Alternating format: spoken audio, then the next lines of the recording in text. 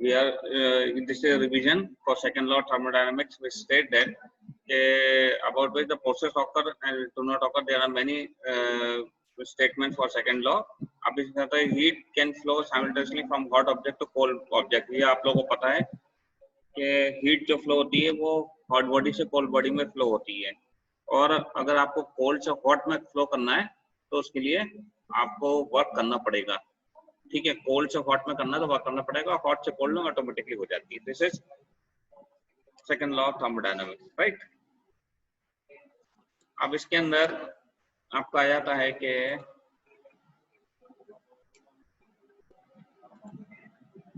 ये heat engine है आपका, हाई टेम्परेचर से हीट ले रहा है आपका QH, हम हाई टेम्परेचर से इंजन को दे रहे हैं अपन, हाई टेम्परेचर से हीट लेके वो कुछ वर्क कर रहा है और लो टेम्परेचर पे सिंक में भेज रहा है आपको। So this is heat engine. Mechanical energy can be obtained from thermal energy only when a heat can flow from high temperature to a low temperature. Okay.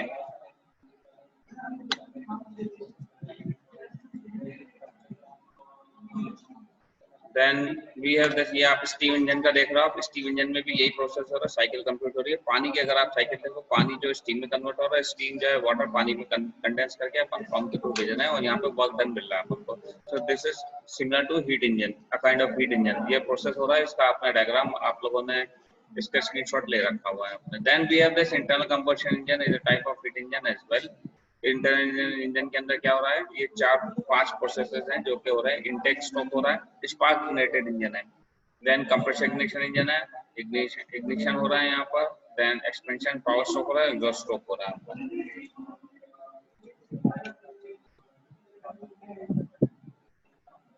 Intake, compression, ignition, expansion, and exhaust. These are the processes which have been taken place. Internal combustion is a type of heat engine as well. Okay. Now, why does a heat engine need a temperature difference? Otherwise, the work done on the system is the one part of the cycle will be equal to the work done by the system, the other part, and hence the net work done will be 0. So, temperature difference अगर नहीं हुआ, work done क्या होता है, P del V होता है, change in volume होता है, चेंज इन वॉल्यूम होगा तभी आपका वर्क डन किया जाएगा, और आपका अगर टेम्परेचर डिफरेंस होगा, इंटरनल एनर्जी होगी तब टेम्परेचर डिफरेंस होगा। देन ये इसका फॉर्मूला है, efficiency of engine, the ratio of work done by the heat pump. Now this is efficiency formula, the work done upon heat supply.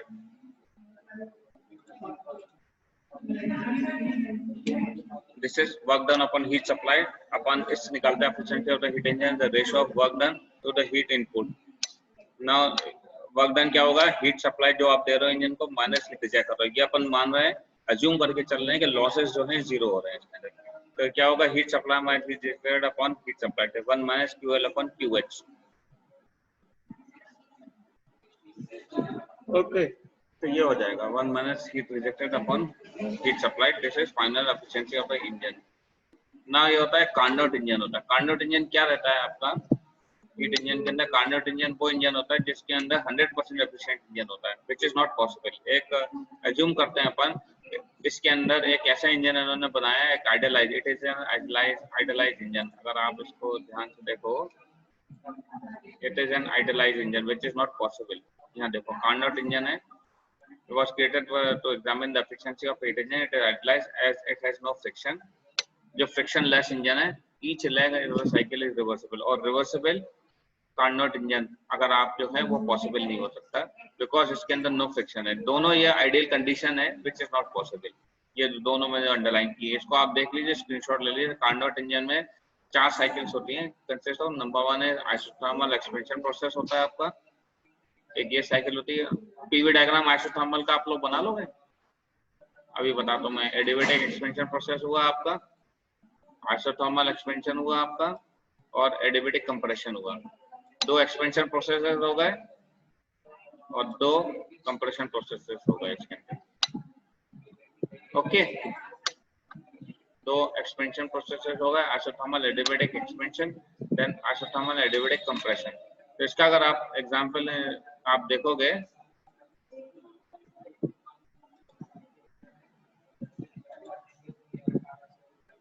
ये हुआ, ये हीट सप्लाइड हो रही है यहाँ पे, ये क्या हुआ, आइसोथर्मल एक्सपेंशन हो रहा है, फिर एडिवेटिक एक्सपेंशन हो रहा है। आप ये वैल्यू एक्सपेंशन इसलिए कर रहे हैं, यहाँ पे वॉल्यूम में देखो ये बढ़ रहा है, ए से बी बढ़ रहा है, बी से सी बढ़ रहा है आपका, ठीक है, तो बढ़ता जा रहा है। सी से डी ये कंप्रेशन हो रहा है, सी से डी ये कंप्रेशन हो रहा है, ये आपका हो रहा है यहाँ पर आइसोथर्मल कंप्रेशन, फिर ये एडिबेटिक कंप्रेशन। ये आपका पीवी डायग्राम पिस्टन और सिलेंडर से आपने दिखा भी दिया है। एक्सपेंशन हो रहा है, ये बढ़ता जा रहा है, इसके अंदर देखो वॉल्यूम इतनी थी, बढ़ गई, फिर और इतनी बढ़ गई वॉल्यूम, और फिर यहाँ पे कंप्रेशन शुरू हुआ, तो ये आइसोथर्मल कंप्रेशन हुआ। Isothermal means temperature remain constant, और एडिबेटिक मींस जहाँ पे हीट ट्रांसफर नहीं हो सिस्टम से, उसको कंप्रेशन कहना है। तो दिस इज द प्रोसेस। ये पीवी डायग्राम हो गया। ये रेड लाइन आपको ऐसे ही एरोस और ऐसी ग्राफ और हीट सप्लाई का डायग्राम ऐसा बनाना पड़ेगा आपको। स्क्रीनशॉट ले लीजिए everyone, please take a screenshot of this. This is Carnot engine which is an ideal engine which is not possible in real life. ये कार्नोट इंजन की आपका पीवी डायग्राम है। आपको ये सब, ये वाला डायग्राम जो है बनाओगे डायग्राम, तभी नंबर मिलेंगे। अंदर कुछ भी राम कहानी लिखो तो नहीं मिलेगी। ओके, हाँ या ना बोलिए, सबको समझ में आ रहा है ये? Yes sir. क्या समझ में आ रहा है? इसमें पीवी डायग्राम है, कार्नोट इंजन है, आइडियल इंजन है जिसके अंदर कोई फ्रिक्शन नहीं होता है, और दो आइसोथर्मल और एडिबेटिक प्रोसेसेस हैं, दो कंप्रेशन है, दो एक्सपेंशन प्रोसेसेस हैं। ये एक्सपेंशन है, शुरू में एक्सपेंशन हो रहा है आपका ए से बी, बी से सी, एक आइसोथर्मल एक एडिबेटिक, और फिर दो कंप्रेशन प्रोसेस हो रहे हैं। दो एक्सपेंशन है, दो कंप्रेशन प्रोसेसेस हैं, आइसोथर्मल एडिबेटिक एंड आइसोथर्मल एडिबेटिक। ये कंप्रेशन हो रहा है सी से डी और डी से ए। आपको ये डायग्राम बनाना पड़ेगा एग्जाम में, PV diagram as it is. जब आप डायग्राम बनाओगे तभी नंबर मिलेंगे। आपसे पूछे कार्नोट इंजन क्या होता है, तो ये पीवी डायग्राम बना देना आपको। ओके, और लेवल डायग्राम मींस नंबर लिख देना इसके अंदर आपको। Okay, an ideal reversible engine the efficiency can be written in terms of. अब इसकी एफिशिएंसी कैसे रखेंगे? कार्नोट इंजन की बात होती है, तो efficiency of Carnot which is an ideal efficiency 100% efficient है। तो आइडियल इंजन में एफिशिएंसी होगी heat supply minus heat rejected upon heat supply, 1 minus heat rejected upon heat supplied. This is Carnot engine. From this, we see that 100% efficiency can be achieved only if the coal reservoir is at absolute zero, which is impossible.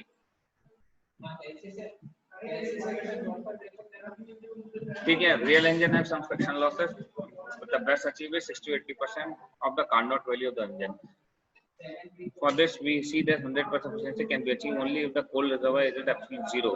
अगर आपका coal जो है बिल्कुल zero पे है, तो आपको 100% रहेगी। TL की वैल्यू जो है अगर जीरो है, ये temperature of the cold reservoir है जीरो, अगर TL की वैल्यू जीरो आ रही है 0 डिग्री केल्विन पे, तो ये 100 आएगा, 1 आएगा, 1 भी 100% एफिशिएंट हो जाएगा कार्नोट इंजन। तो विच इज इम्पॉसिबल, जो कि इम्पॉसिबल नहीं है ना। और real engine have some friction losses, और जो आपने 80% तक एफिशिएंसी अचीव कर चुके हैं अपन कार्नोट एफिशिएंसी के हिसाब से, 80% of that of Carnot efficiency. Okay, so this is, ये इसका फॉर्मूला कार्नोट इंजन का है। Efficiency of ideal engine is, ये डायग्राम बना लीजिए, ये फॉर्मूला लिख लीजिए, TH minus TL upon TH, everyone. Okay.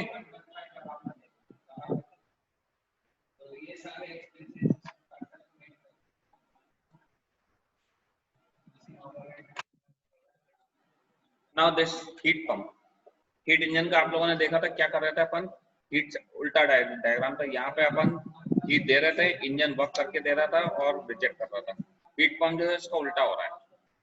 अपन इसमें हीट पंप पे क्या कर रहे हैं, जैसे रेफ्रिजरेटर कंडीशन है, यहाँ पे अपन वर्क कर रहे हैं और वो क्या कर रहा है, कोल्ड बॉडी से हीट ले रहा है और बाहर हॉट बॉडी में दे रहा है, बाहर एटमॉस्फेयर में दे रहा है।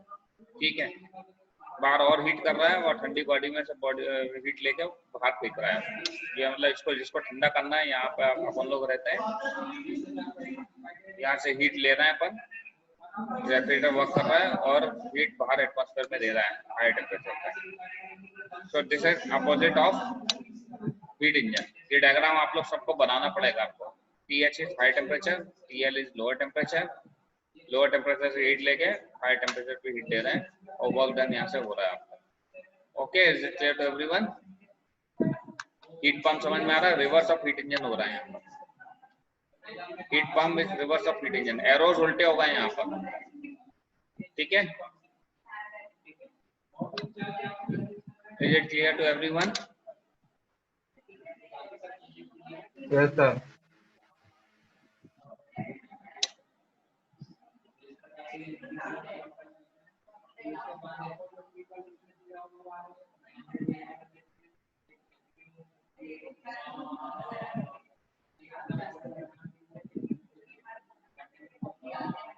ये डायग्राम आपको बनाना पड़ेगा जब भी आ जाए कि हीट पंप क्या होता है, तो आपको ये फ्लो चार्ट वाला डायग्राम बनाना पड़ेगा। हाई टेम्परेचर लिखना है, लोअर टेम्परेचर, बीच में इंजन हो या रेफ्रिजरेटर। इंजन होगा तो वर्क यहाँ पे बाहर हो जाएगा, सारे एरोज उल्टे हो जाएंगे, क्यूएस के जो एरोज ऐसे ऐसे गए ये रिवर्स डायरेक्शन में एरो हो जाएंगे। This is heat pump. Heat pump का काम कर रहा है रेफ्रिजरेटर। ओके, अच्छा इसके अंदर कार्नोट की एफिशिएंसी या एफिशिएंसी नहीं होता, उससे कंपेयर करते हैं हम। ओके, ये देखो ये रेफ्रिजरेटर है आपका, ये ऐसा रहता है आपका। ये हीट पंप की तरह काम कर रहा है। मान लो ये आपका यहाँ पे पावर दे दिया, पर कंप्रेसर के अंदर मोटर लगी हुई है, वर्क डन कर रहा है, कंप्रेस कर रहा है आपका, वर्क डन कर रहा है।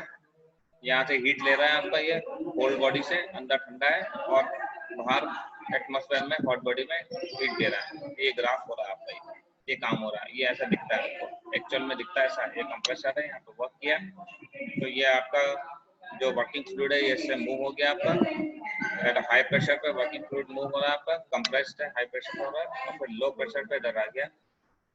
ये अंदर जो पूरा ठंडा हो गया यहाँ पर, उसका प्रेशर डिक्रीज हो गया और वॉल्यूम इंक्रीज हो गई, और यहाँ पे ठंडा हो रहा है। इसलिए रेफ्रिजरेटर यहाँ से हीट ले रहा है, ये हीट ले रहा है तो ये वेपर जो फॉर्म में है ये लिक्विड फॉर्म में आ जाएगा। लिक्विड फॉर्म में आएगा तो वापस कंप्रेस करके वेपर फॉर्म में भेज देंगे। तो लो प्रेशर साइड है ये आपकी, ये इतना लो प्रेशर साइड है ये आपकी, और ये हाई प्रेशर साइड है। दिस साइड इज जो येलो येलो दिख रहा है, this is high pressure side. जो ब्लू ब्लू दिख रहा है पाइप के अंदर, वो लो प्रेशर साइड है। लो प्रेशर वेपर आ रहे हैं यहाँ से, और यहाँ से हाई प्रेशर वेपर में जा रहे हैं।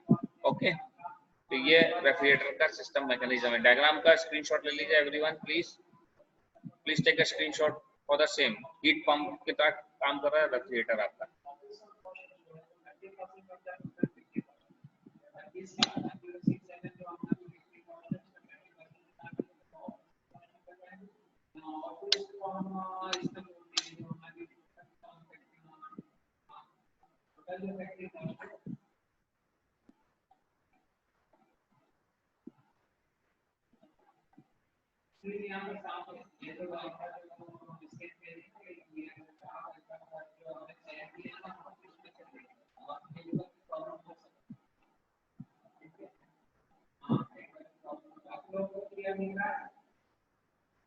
अब ये इसका आप हीट पंप और coefficient performance refrigerator performance measure by the coefficient of performance. इसके अंदर एफिशिएंसी का फॉर्मूला नहीं होता। आपका कोई भी रेफ्रिजरेटर है कितना ठंडा कर रहा है उसकी एफिशिएंसी नहीं होती, उसके अंदर कोएफिशिएंट ऑफ परफॉर्मेंस होता है। इस बात को दिमाग में बिठा लीजिए। Refrigerator, air conditioners and heat pump. Okay, refrigerator performance is measured by the coefficient of performance and coefficient of performance is supply upon work done. Heat supplied upon work done अगर heat supply might be rejected, the refrigerator and air conditioner रहेगा।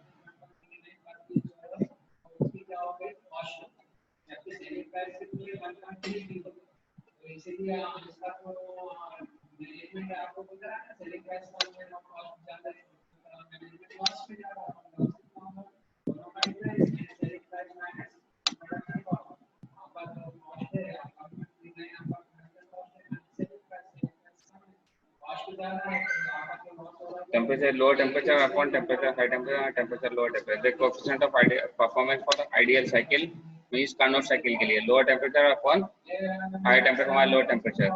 Heat rejected जो आपने heat taken है from hot body से ले रहे हैं आप, divided by work done, कितना आपने work done, इसकी coefficient of performance आ जाएगी. This is coefficient of performance. This is not efficiency. Okay, ये efficiency नहीं है. This is work done.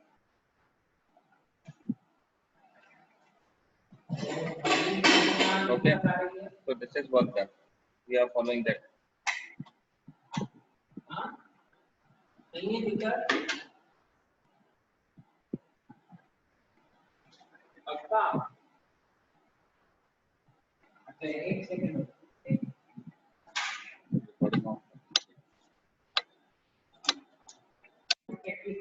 Okay, तो ये हीट पंप का काम होता है, कोएफिशिएंट ऑफ परफॉर्मेंस निकालना होता है। तो आप इस प्रोसेस से कोएफिशिएंट ऑफ परफॉर्मेंस निकाल सकते हो उसके केस में। Is it clear to everyone?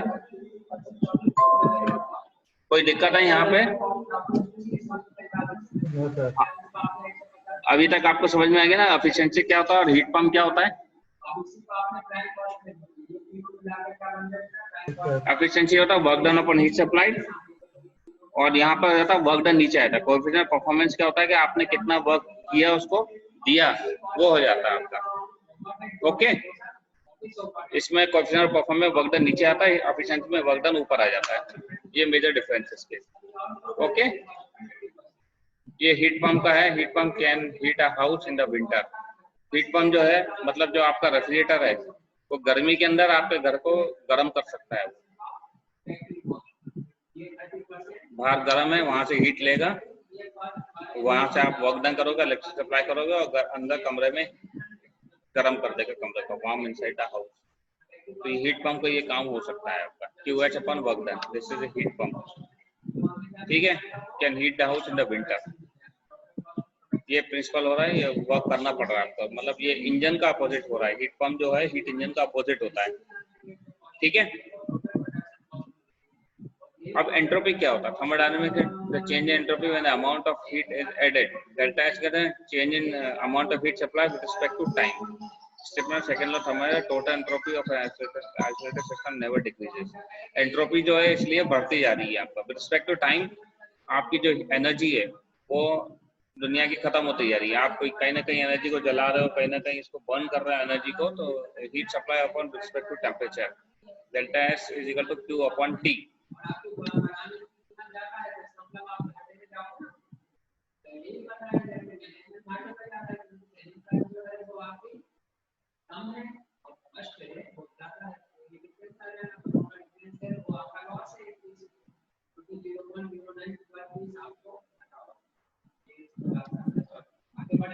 ठीक है, तो यहाँ पर ये एंट्रोपी का काम हो रहा है यहाँ पर। ओके,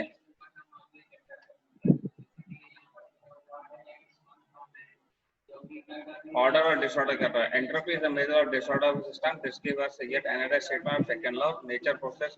डिग्री ऑफ डिसऑर्डरनेस को अपन एंट्रोपी भी कहते हैं।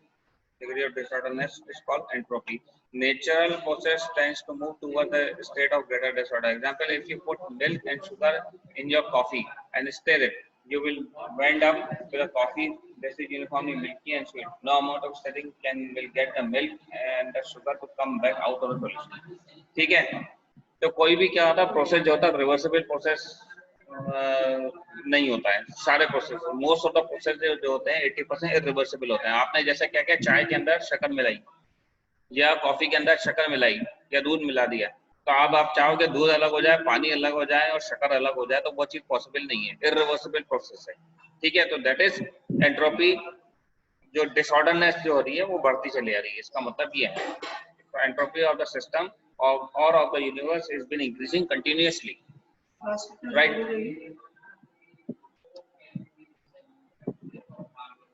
ठीक, तो growth of an individual and evolution of a species are both processes increasing.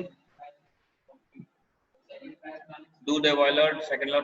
No, these are no isolated system. Energy comes into them in the form of food, sunlight, air, and energy also leaves them. Second law thermodynamics is the one that defines the arrow of time. Process will occur that are reversible and moves run backward. That run backward will look silly. अगर आपने petrol लिया, petrol के अंदर आग लगा दी, तो वो जल जाएगा पेट्रोल। अब आप चाहोगे वापस पेट्रोल आ जाए, तो वो चीज नहीं होगी। तो इरिवर्सिबल प्रोसेसेस दुनिया में बहुत ज्यादा हैं कंपेयर टू रिवर्सिबल प्रोसेसेस। तो इसलिए डिग्री ऑफ डिसऑर्डरनेस बढ़ रही है, एंट्रोपी ऑफ द यूनिवर्स बढ़ती चली जा रही है।